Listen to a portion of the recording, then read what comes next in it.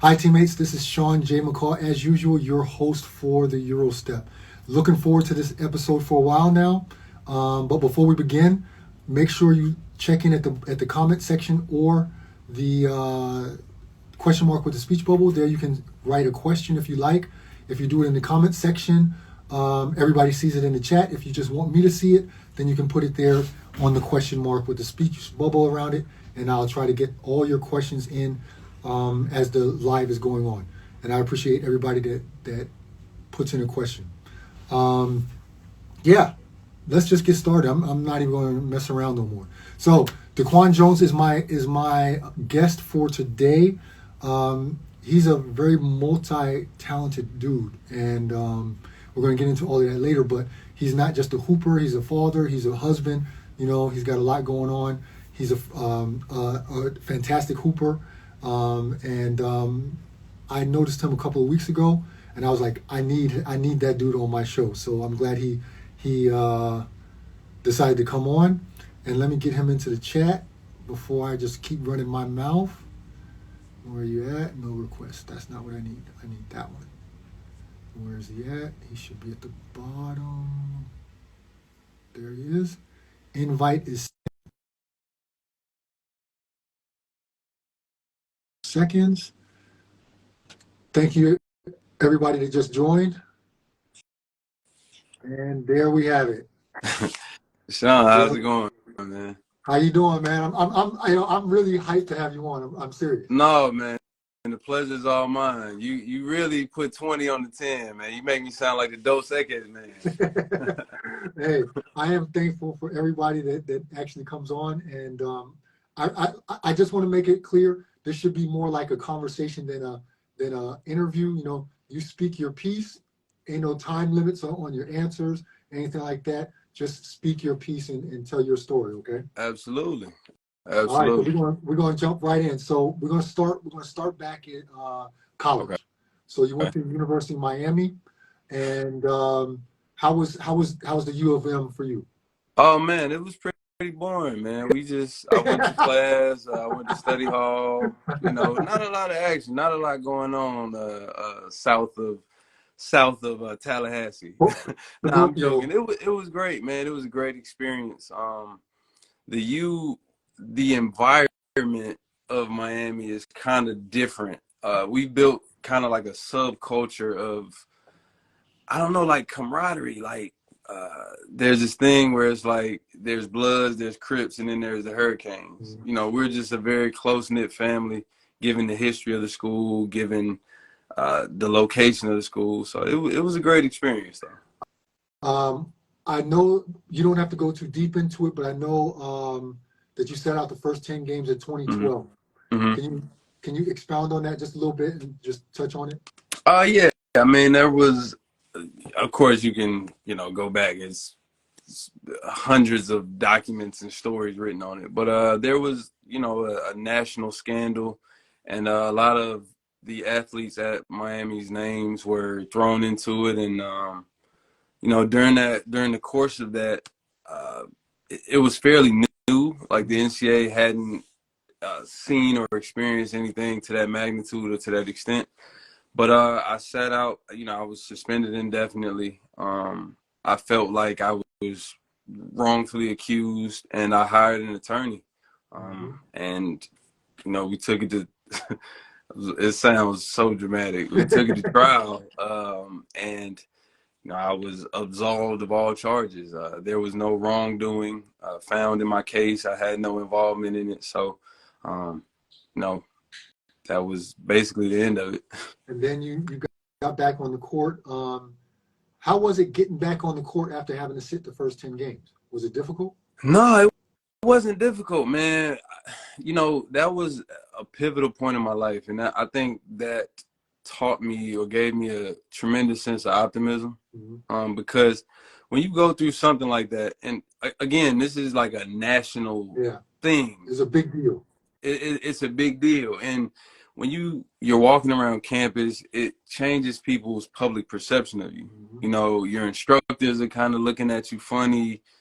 People that were once your peers are kind of, so but it gave me a tremendous level of optimism because I had a choice. Like I could have become a victim of my circumstances, or I could have remained positive.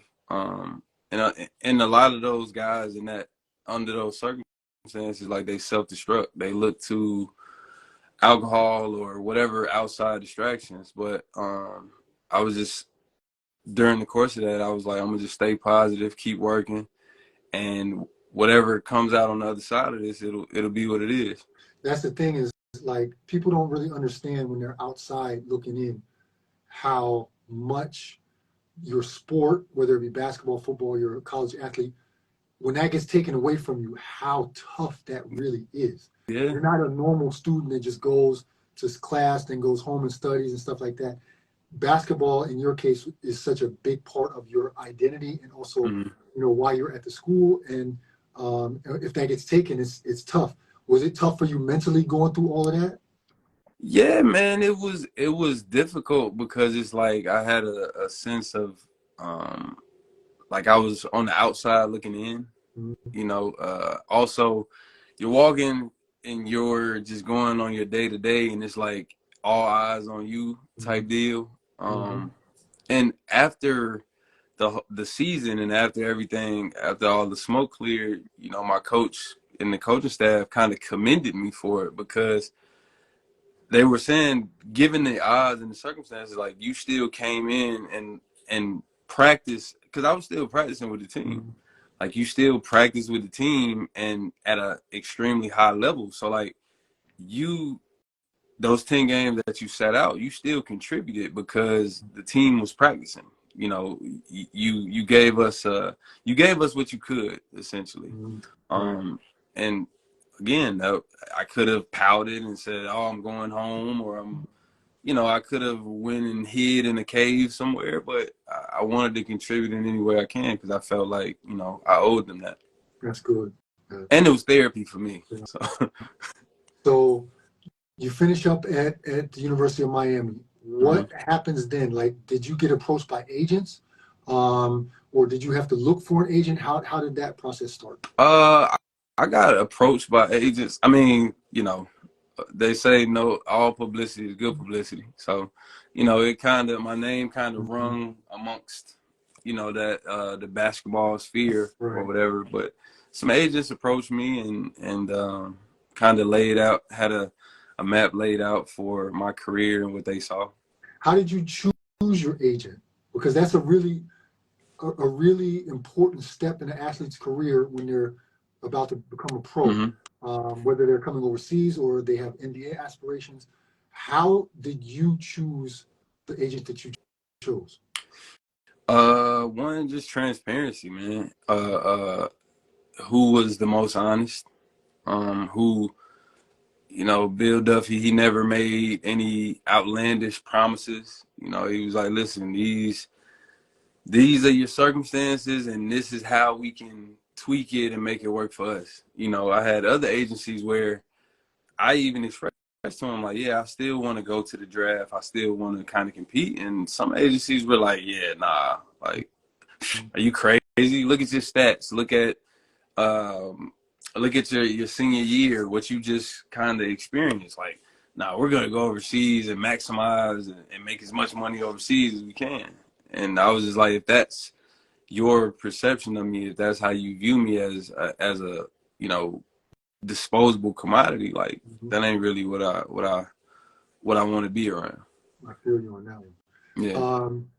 So you didn't get drafted, but you got picked up by Orlando. We all have the NBA dream, right? None of us wake up in the morning and go practice and do whatever we do and think, I'm doing this to play overseas. I'm doing this to play in the third league in Portugal. Nobody, come on.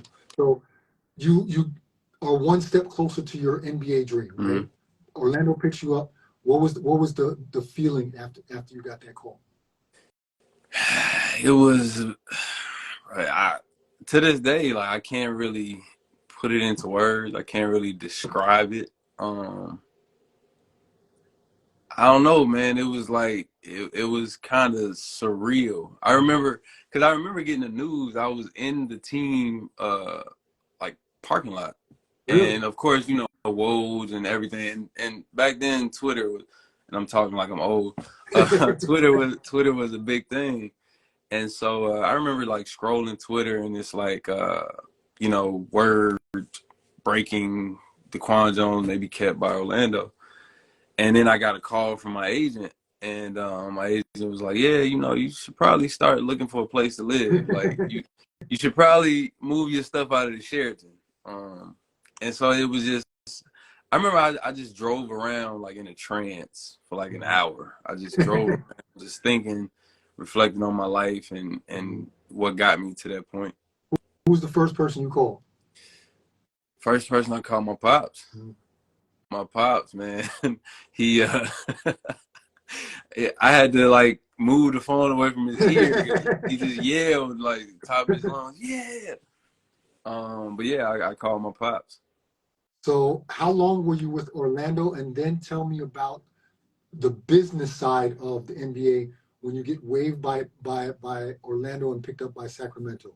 First, tell me how long you were with Orlando. So I was with Orlando for a season in the summer, technically. Mm-hmm. Again, I've always been a person that appreciates transparency. And the GM and Coach Vaughn, who was the head coach at the time, they just pulled me to the side after summer league and was like, "Listen, like this is the deal. We're not gonna keep you. We're going in another direction." And I was kind of given how I had played that season, I was kind of blindsided. And the fans expressed that to me too. They felt like what I displayed, I deserved at least another season. And I just, I was just kind of blindsided. I sat in it for like a week and a half and just got a call from Sac. Who was the first person we're going to get to Shaq in a second, but who was the first person you called after you got the news that you were being released from Orlando? My pops. Yeah, my pops. He There for had the a good totally and the different bad. reaction. I can't really repeat for the sake of, we may have young viewers what he said, but he was pretty upset. He was heated, huh? Yeah, he was Okay, heated. now, so you get the call from Shaq, because at that time Shaq was a minority No, owner. I said Sac, like Sacramento. Sacramento. Okay. Mm-hmm. So you get a call from Sacramento. What's your thought process after they call you? My thought process is it's the same thing. Like the same thing going into Orlando. It's like it's time to show and prove again. Elevate my game again. And that was my whole mindset. And that was the first year Mike Malone had taken the team over. Mr. Vivek, he was a majority owner now. So I looked at it as a great opportunity because it was like a fresh start, a brand new, everything starting from scratch. It was a blank canvas. And how long were you there? A couple months, not even 1/3 a season, or so not back to the business of the NBA. Very few of us know what it's like to. I also don't know what it's like to be on a team in the NBA, and then at some point either your agent calls you or they call you into the GM's office and they tell you, okay, we're going to release you. How tough is that? How I mean, you're there and then they're telling you, no, you're not. We're not keeping you. Like how is that for a player to hear that? Well, I don't know, man. I'm only speaking from like my perspective, but I'll do you one better. So I started the first 28 games of the season. A lot of people don't really know that. Like to go from undrafted to starting like 28, 26 games, like that's like, you know what I mean? That's like a thing. And so you come into practice. I'll tell you what, let's switch it. Let me ask you what you would do. Let me paint the scenario for you. You started, go undrafted, you started 27, 26 games. I think you've averaged, maybe 9.7 rebounds, efficient, in practice, you're used to being on the white team. This practice, you go in, they say, oh, yeah, Sean, you're on the blue. And you're like, okay, you haven't done anything different. So yeah, you're on the blue. The next practice. Yeah, no, you still blue. Next practice. Hey, Sean, go on the side courts. Go do this. We're gonna run through this. So then you go in the coach's office and you say, like, Coach, is it something, is it something I'm not giving? Is it something else you want to see? And they tell you, well, given your circumstances, like, Sean, you should just be happy to be here. So what's your reaction to that? Well, to that scenario? I'm a pretty emotional dude. Mm-hmm. I think I'd have walked out and came back with an AK-47. No, I'm just joking. No, I hope no, I hope I'm just not. joking. No, but I mean, seriously, I probably would have been like, my dreams are gone.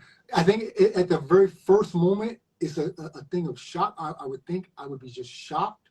I would hear everything through, but be in kind of a trance. And it probably wouldn't hit me until I actually walked out of the office. Yeah. Yeah.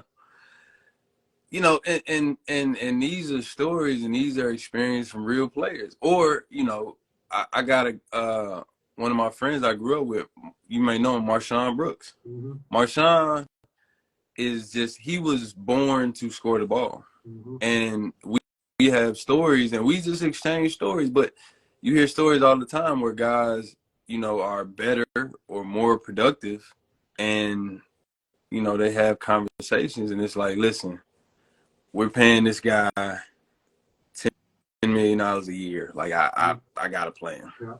You know what I mean? Business. So these are real stories. Mm-hmm.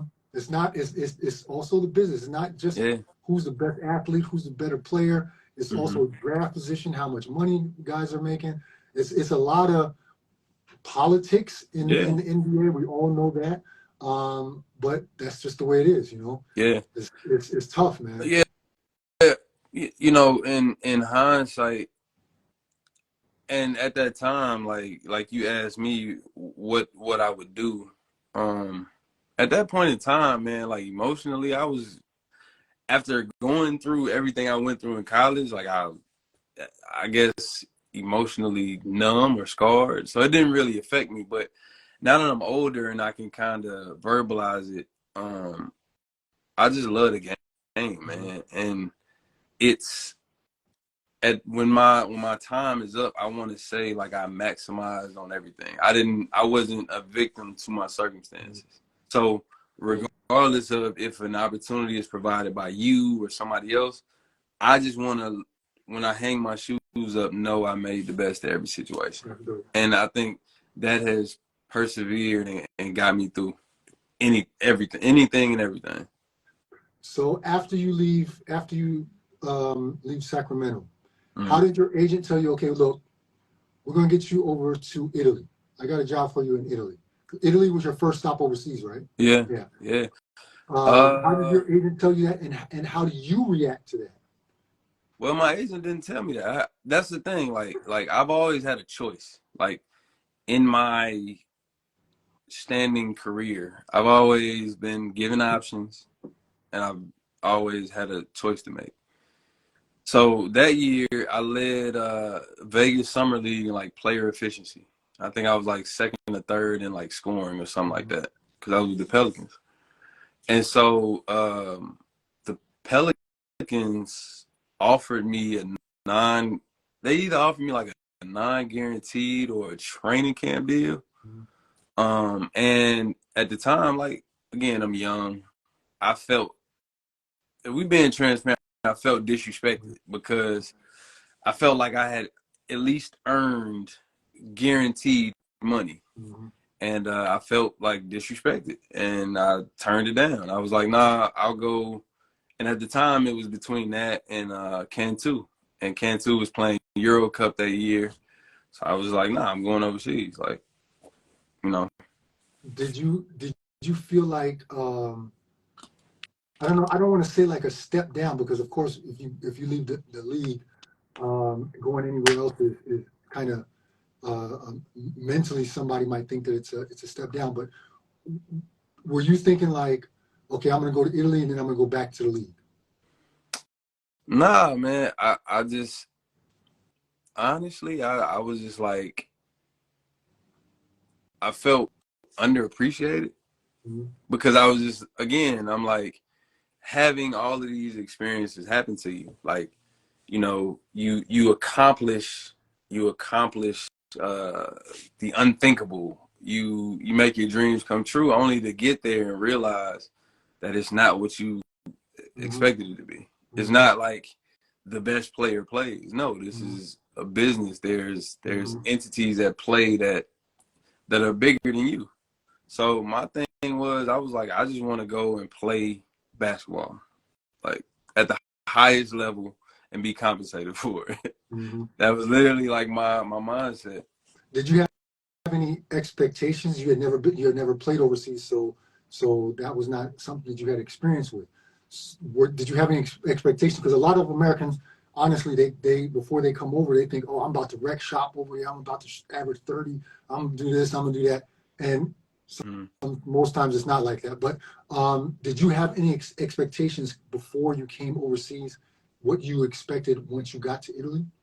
Absolutely. I had that same mindset. I looked at it as, I didn't look at it like a step down. I just thought it was different Mm-hmm. in the sense of like, they're not used to me, as opposed to, my mindset, and it's the wrong mindset to have, was they're going to adapt to me. You know what I mean? Um, that was my whole mindset going in. And, I expected to shoot the ball every time I got it. And yeah, everybody was going to adapt their game to mine. Mhm, mhm. And how was it? How long was it before you woke the fuck up? Man, that's probably one of my biggest regrets looking back in my career. Uh, And again, in hindsight, like, I was young, I was immature, yeah, no but I doubt, no I doubt. really felt like that hurt the team. Um, and I really was that stubborn. I would say all the way up until like December. You know what I mean? It took like to December to really like look around and be like, nah, This ain't the way. this probably, I'm probably not going about this the right way. Hey, I think it's so dope that you actually said that, and because not very many people would really say that. Hey, I thought I was going to do this, that, and then I realized, okay, I need to change my ways. And Yeah, that's something that here's another shameless plug. My book, same name, different game. right. Um, that's something that I tackle in there as well. That you exactly what you said. People come over thinking that everything is going to adapt to them, but Yeah. it's actually the other way around. You have to adapt to European ball. It is not. Mm-hmm. You are not going to be shooting the ball 30 times. Or you're going to be on the bench, or you're going to get sent home. Like, Yeah. if you're going to have that attitude, your minutes will suffer on purpose. Yeah. You know, and I think it's so dope that you said that, because I don't hear that very often from anyone Nah, that play man, overseas. it's the complete honest truth. Yeah.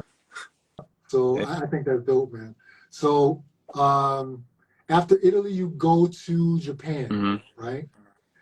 Another totally different brand of basketball, living, everything else. Mm-hmm. How was your experience that first year in Japan? That 1 year in It was Japan? worse. It was worse than in Europe, for sure, bro. Because again, like, and then back at that time, it wasn't, Japanese basketball wasn't like respected. So it was what. So on top of that aspect, the basketball aspect, like, I wasn't even smart enough to respect the cultural aspect of it. Mm-hmm. So like, I Mm-hmm. was just like, oh yeah. They're like, oh yeah, you have to take off your shoes when you come to the gym, and I'm like, oh no, that's stupid. Like, why would I take my shoes off? It's a public gym, you know. And Oh, so you was the ignorant American. yes, yes, I was definitely the one where when you walk in the locker room, people like stop talking and like, all right, we're gonna go to the court, bro. Yeah, everybody leave the room when I got there. Yeah. Oh man, that's funny. Yeah, How did you play though? awful. Played awful, bro. Like this is how bad I played. When I re-signed recently, the first year I re-signed to go play back in Japan, they read my stats, and I think I shot like 19% from three. Like they were like, "Oh, he shot a whopping," but that was, and I think all of that correlates because I was unhappy Right, of because course. I had that mindset, and I Mm-hmm. had that mindset like, no, this this is this place is gonna adapt to me, and it was just you just clash, and I Mm-hmm. was unhappy, and my play reflected that. How was the lifestyle for you there? The lifestyle was cool. Like Mm-hmm. I was in Chiba, so like I was in basically in Tokyo. Mm-hmm. You know what I mean? So the lifestyle was cool. Oh, also at the time, the league had a rule where only one foreigner could play the first and third quarter, and two could play the second and fourth. And we had Mm-hmm. three foreigners. So you know as well as I do, if you miss them first two shots, you gonna be clapping a lot. You're gonna be, you're gonna be a cheerleader for the rest of the night. So, it was a build up and a culmination of all of those Yeah, things, man. I get you, man. I feel you on Yeah. that. So after Japan, you go to France. Yep. I, Yep. I also played in France. France is also different. France is also different. You get off the plane, they expect you to speak fluent French. Like, dude, I just got here like 2 hours ago, man. Like, chill. Bro. Right? And here's the thing though. I studied French in high school and college. So I'm not fluent, but like I do enough to get by. Mm-hmm. Once I'm literally speaking perfect French, and they're still like, yeah, I don't understand you. Once they found out I was American, it was like, yeah, no, I don't get it. I don't understand. Yeah, How was your season in France? it was cool. That season really clicked for me. That Mm-hmm. like, if this is gonna be, because honestly, I felt like it was like one of those. This is gonna be your career. Mm-hmm.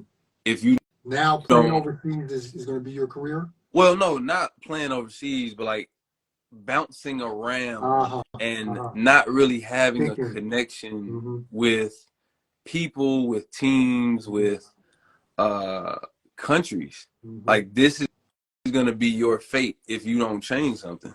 Um and that was like the aha moment for me Mm-hmm. that season. Self-reflection, man. That's dope, man. Man, man, if you can take accountability, Mm-hmm. self-reflect, and just run a diagnostic of just how you feeling and map out a plan, you can do anything, man. So then you move on to China, another cultural change, another big time difference in basketball style. Hmm. How did the deal to China come? Because China's not a league that they just take everybody. Yeah. They're very selective. So how did that deal come about? That, that was another instance, like, because before, so I went to training camp with the Indiana Pacers. Mm-hmm. Um, then I went to the G League. Led, I think no, not led. I got like most Most improved improved player. player. Yeah, Yeah, most improved was player. yeah was averaging 40 for like a month and a half, something crazy, right? Mm-hmm. Didn't get a call up. Didn't get it. Not one. Crickets. Crickets. Guys that were, you know, guys that weren't as productive, that didn't have the stats I had. They got a call up, two call ups, didn't get one. And I'm gonna interrupt you right quick. mm, I'm gonna let you talk in a second, but it just popped into my head. How difficult is it when you're in the G League and you see guys that are maybe, let's say, not as good as you, whatever, different type of player than you, and you see those guys get called up? How hard is it for you not to compare yourself? Because I always say, like, comparison, don't do that because Mm-hmm. you're only gonna make yourself sick. How hard is that to do in a G League setting? It's extremely hard, man. It's because that is the think about it. That's the whole premise and the theme of the G League, and people have their reservations about it, but like y- your your goal and your aspiration is ultimately a call up. So like it's impossible not to play selfish or play to a certain degree of this is where I want to get to.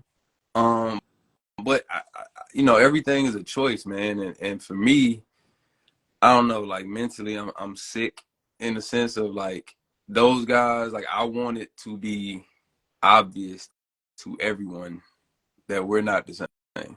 So like even if they got the call up, like okay, now you just got a target on your back. That's the way I looked at it. But as far as comparing yourself to them, I mean, I don't know. I felt like I was already different from the start. So I never was like discouraged or I never like got down on myself because again, I knew it, that experience in the league taught me that it's so many other things that go into play.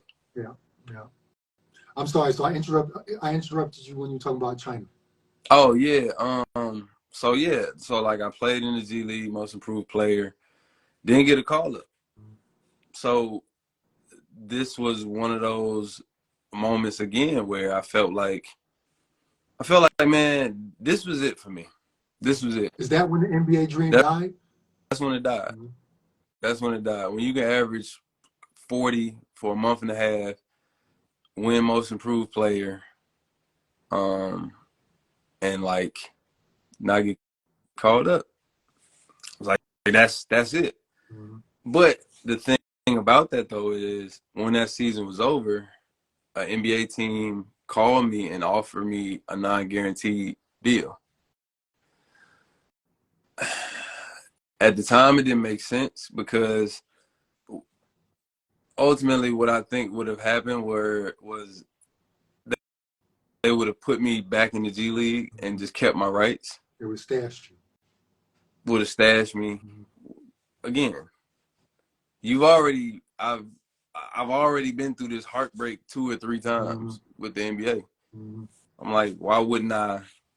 Like, I'm done. Like, I'm gonna go because here's the thing, Sean. Like, after a while, you realize there's only a small window to play this game, man. And when it's over with, I want to have something to show for it, not just monetarily, but like through experience as well. And at the end of the day, a lot of teams overseas, they shortcut guys or they don't compensate them under the guise of, oh, this is a historic team. We've won this over the past, whatever. But Georgia Power don't care who I play for. They just know they need their money on the first and third. So that was like my whole mindset, man. And I went to China. After China, you go to Israel. And I mean, Israel is one of those countries where, like, a lot of Americans, once they go there, they love it. It's a good time. Almost like being in America, almost. How was the experience of Miami? Yeah. Yeah. How was the experience of playing Israel for you? It was cool, man. It was cool. Again, another like great opportunity. We played Champions League. This was the team's second year playing Champions League. But it was a great experience, and like I could see that happening all the time. Like you have to be a certain type of player or a person to play in Israel because of the lifestyle. You got the beach, it's right. Yeah. The weather is always nice. Americans are celebrated there. So I looked at it as a springboard into, the springboard into my next step of my career. So by that time, you're a vet by that time, right? So right. That was a whole lot of moving around you did. I want to go into a little bit of a family life as a pro. I was married. I moved around with my family as well when I was a player, and it's a tough life. It's a tough life for a family. Was your family? Was your wife Allison? Was she there with you everywhere you went? Uh, she was there everywhere but France. Mm-hmm. Yeah. We conceived my daughter in Israel, Mm-hmm. so she was there. She was there up until like February or March. But yeah, I mean, everywhere I played, yeah, she's been with me. What's it like being a family man? You know, you got children, you got young children, and moving around. At what point do you say, okay, you guys stay at home and I'm going to keep playing? Have you guys Mhm. had that kind of talk yet? Yeah, I mean, I feel like we're getting to that point now. Like when I got married young. I think I married Allison at 24, Mm-hmm. and our whole thing was we're gonna enjoy each other before we bring little versions of ourselves into it. Mm-hmm. And so like now my daughter she'll be 4 next month, and you know she can express certain things now. She could say like, "Oh, mommy, I miss my friends," or "I miss Mimi," or "I miss," and I've always been, even in Georgia, like me and Allison, we're both from Georgia. We have a home in Georgia, Mm-hmm. and that's what we work hard for, to establish a foundation. So when this is over with, or in the event of anything like COVID, we could just say, "Yeah, bro, I'm done. Like I'm going home." Mm-hmm. So I've always been like one of those parents, one of those husbands where it's like, listen, like if you want to go home, I get it, I Mm-hmm. understand. What kind of? Actually should have had her jump in. What kind of sacrifices do you think for a player's wife? What kind of sacrifices do you think Allison has had to go through to be your wife Uh, and well, I on the mean, road like that? yeah, well, I mean, for one, I'm extremely handsome, so she got to know, what come with that. Nah, I'm just, nah, man, I think she's put a lot of things on the back burner, and Mhm. we always laugh and joke because I'm like, I don't think people know how decorated she is. Mhm. Like, she has a master's in marriage and family therapy. She has 3 or 4 degrees. Mhm. Um, you know, she's well versed and she's well decorated as well. But and we always talk about that this was a partnership. Like she knows again that the window for this It's is small. small. Mhm. You know what I mean? And you know, looking around, like the foundation that it's given us, it is solid. And I think she Mhm. sacrificed on that end. And it's just hard for her also being away from Home. family and Mhm. friends for that extended amount of time. But Mhm. we always dress it up with, you know, it's an experience. Mhm. An I mean, experience. I don't think it's been told enough that what wives go through. Mm-hmm. You know, they lose a sense of their own identity. They become the wife of, the Mm-hmm. mommy of. You know, Yeah. it's Well, like you said. You she's TikTok famous now. So yeah, when I go I'm around getting. town, they're like, "You Allison husband?" I'm like, "Yeah, yeah." Hey, what So about this?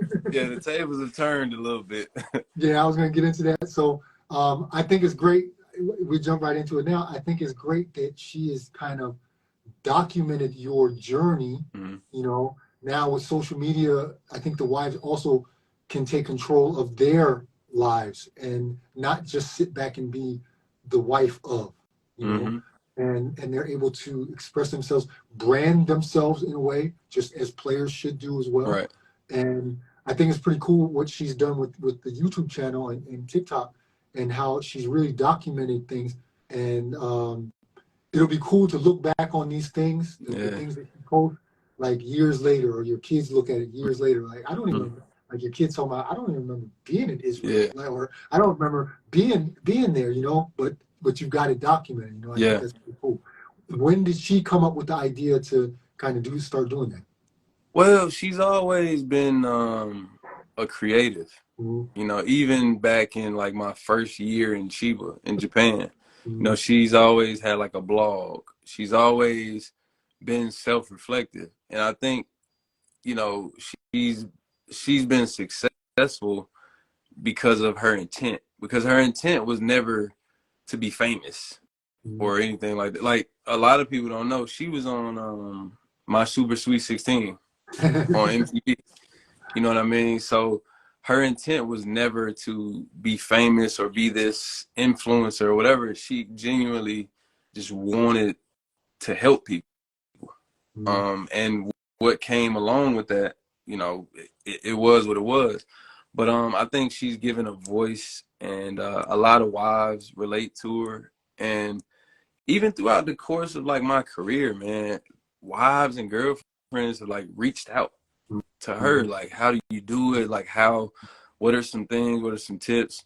And I think that's really what drove her to get her master's in marriage and family therapy. But it's just all rooted in genuinely helping people. Mm-hmm. What's it been like for your children?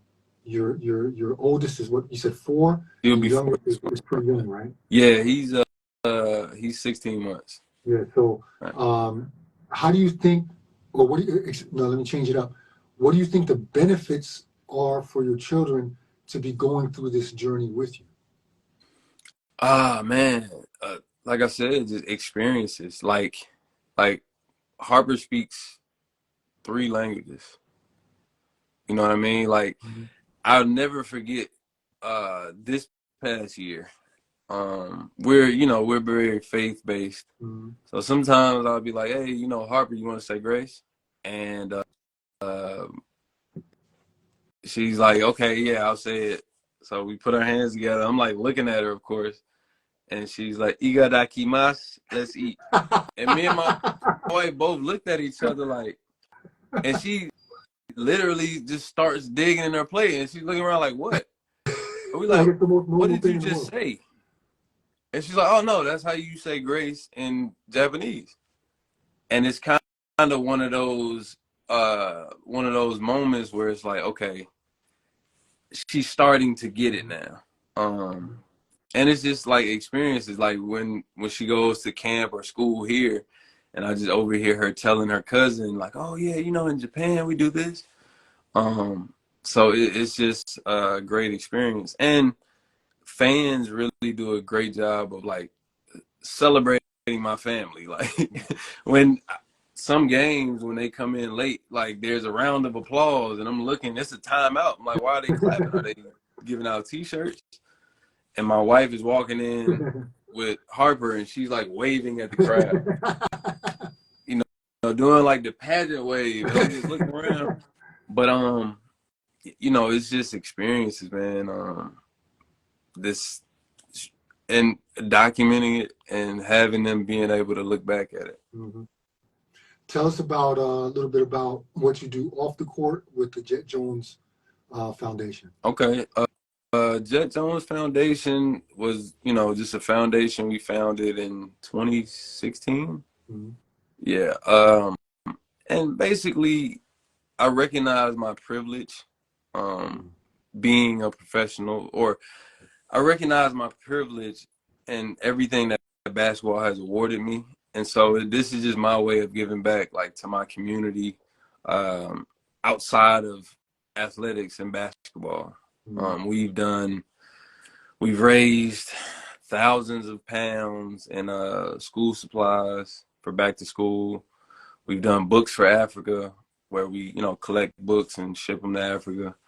We've done community cleanups, community where I grew up. Yeah, I mean, it's just, just contributing to my community any way I can. Mm-hmm. Was that something that came natural to you, or is it something that it came as an idea and then it just kind of snowballed? Uh, it just came natural, you know. it it forced me to kind of collect my thoughts and kind of put together a plan. Because I remember like the first thing I ever did that kind of sparked the idea was my first year. I think I was in Walmart. I had ran to Walmart to like get something, and there was a mother there with her two daughters, and the the oldest daughter picked up a 64 pack of crayons, and the mom like scolded her like, no, put that back, we can't afford those, get the 8-pack, like we got other stuff we need to get, like put that back, we can't afford it.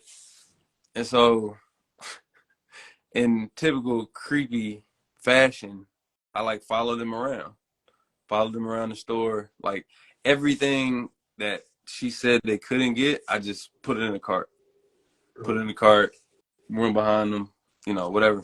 So they got up to the counter, and I was like, Miss, I don't mean any disrespect.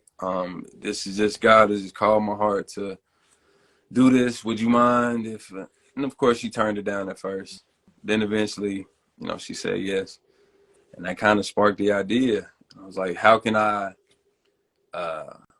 do this on a scale of where it can impact more families as a whole instead of just one particular? Mm-hmm. That's a dope story, man, and it just shows, I do what I do for basketball players to give back. I had a very decent career. I did a lot of things, and I'm an educator by nature, and it just for me it's normal just to give back and to educate people, to help people. Yeah. I'm not getting nobody no job. Don't send me your resume unless I ask you for it. Don't send me no video film. I'm not calling none of my buddies to get you a job because I don't know you, man. Right. But if you want to have some information on how to do this the right way, then I'm your guy, right? And that's just how I feel. And I know now there are more athletes that are willing to give back also to those coming behind. But when I was coming up, I mean, I'm old as dirt, and when I was playing, man, it was all secretive. There wasn't nobody telling you what to look for in an agent or how to negotiate things or anything like that. Everybody's keeping that for themselves because they were trying to get the dollar.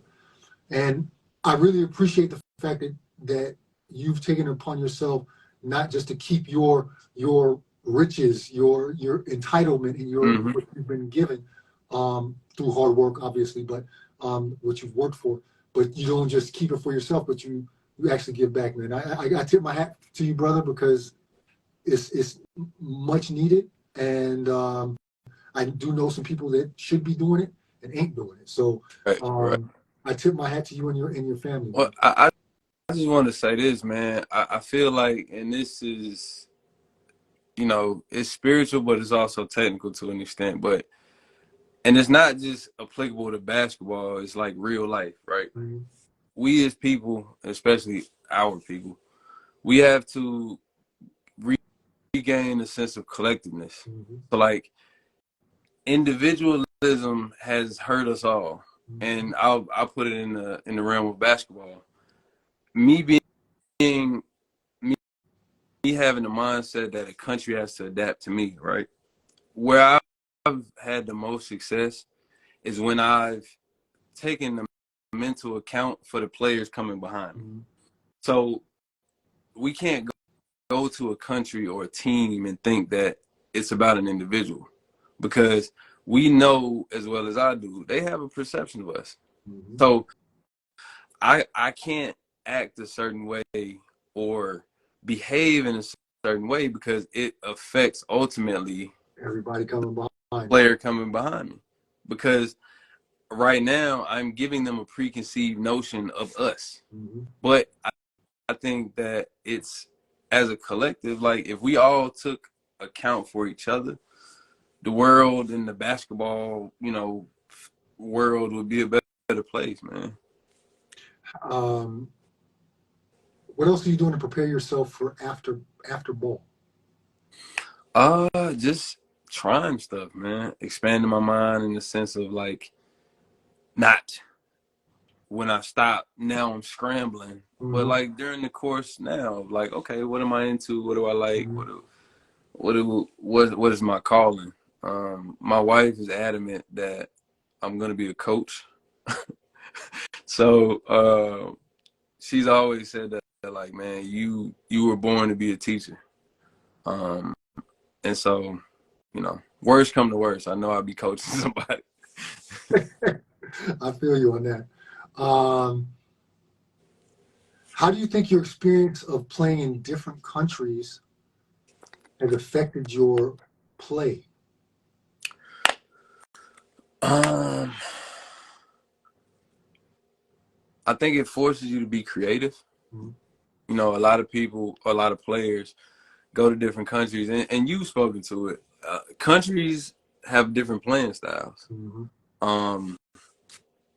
And I think being a student of the game, it forces you to be creative in a sense of like, how can I mold my game into this country that I'm playing in?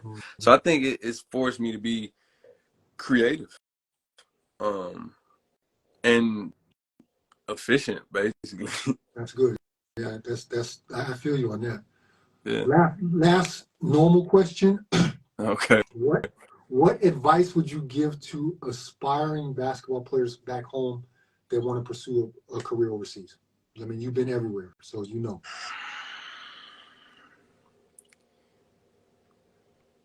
Prepare now. Prepare now in the sense that prepare now as if you've already gotten it. Because again, another term that I always live by, the body can't go where the mind has never been. So if you've never dreamed it, if you've never, because of course you know you hoop, so we've all been in our backyard 5, 4, 3, you know what I mean? But that's the reality of it. Like, even when I was a kid, man, like I acted like I was a professional basketball player. Like, my mom thought I was crazy because like I would like line my toys up and just have them watch me play basketball. You're proud. Yeah, like 11, 12 years old. Because I remember watching like Allen Iverson interviews, and I remember like in my room like practicing being interviewed. And you know, that's the advice I would give them, man. The body can't go where the mind has never been. So you have to mentally and, you know, physically prepare yourself to go to these places. All right, man. I just got a couple more for you. Then I got to let you get on with your day. I got 5 words or phrases. Okay. And you say what the first thing that comes to mind. The first one though is kiss, kill, or marry. You know that? Yeah. I give you 3. It'll be countries. I'm going to give you 3 countries. You got to tell me 3 countries you've played in. You got to tell me which one you would kiss, which one you would marry, and which one you would kill. Okay. That's easy. Here, no. I'm giving you the things. Okay. Because I'm not gonna give you. I'm not gonna give you Japan because you just start playing there. You that's too recent. Okay. I'm gonna go back a little bit. So All we're gonna go China, France, Israel. Marry Israel. Kiss and kill. Oh yeah, I'm throwing you under the bus right away. Come on. Bruh. Kiss and kill. You got left. France. Kill France. Kiss China. Okay. Yeah. All right.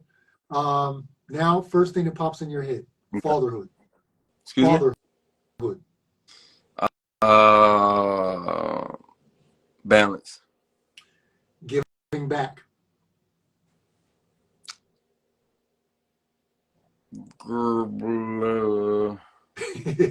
Spiritual.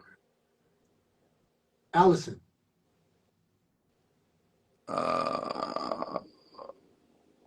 You know she's gonna see this, so you better come correct. Yeah, no, that's you see. I was answering all the questions. Angelic. Very good answer. Last one. Your GOAT basketball shoe. My GOAT basketball. Oh, that's easy. The Hirachi 2K1s. Yeah. Okay. All right. I like those. I'm gonna tell you exactly how fucking old I am. When I was at the University of Arizona my freshman year, You gonna say the we were pro models? we were the tester school for the original Hirachis. 1991. We were the tester school. We had to like we got like we got I don't know 5, 6, 7, 8 Right. pairs, and we had to write down like our thoughts on it, how they felt, and it got sent back to Nike. We were the tester school for the very first Hirachis. Now, Sean, you know I was born in '90, right? I told you I'm old, dog. I ain't gonna Man, front. I ain't gonna front. I'm like a dinosaur over here, man. man, Yep, 1991, bro. that's crazy. Well, I mean, you're a part of history. To me, that's the greatest. That's the greatest shoe. So, Okay, man. Hey, I am so thankful for having you on today, man. I man, really appreciate you taking the time out. I know you're back home after a long season. You know, you got to do things back with the family. I appreciate you taking the time out to be on my pod. And yeah, man, I wish you all the best, you and the family, Allison too, the kids, you know, wherever you decide to go the next season and appreciate you. continues in your life is enriched so that you can also give back to people as well. Keep doing that, brother, because it's much needed. So, Man, yeah, man, I I really appreciate you having me, brother. I appreciate it, man. You could have been anywhere in the world, but you're here with me. And I appreciate it. All right, man. I'm going to be in touch, man. And yeah, thanks a lot, man. I appreciate it. All right, bro. Have a good All right, one. man. So, teammates, another one is in the books. We're done. I've got one more. I've got one more show next week before I go on vacation. So I'll be gone for a couple of weeks and won't be doing anything. I'm really pleased to have my last guest on, and I've been on his pod, and now it's his turn to be on mine. So I'm really looking forward to that. More information next week. But yeah, that's it for me for tonight. I'm gonna take my butt to bed. No, I can't take my butt to bed. It's too early. It's only 8 o'clock. Yeah, I hope for those of you that are new that you come back. For those of you who've been here before, keep coming back and tell your friends. Love, peace, and hair grease. Old head out.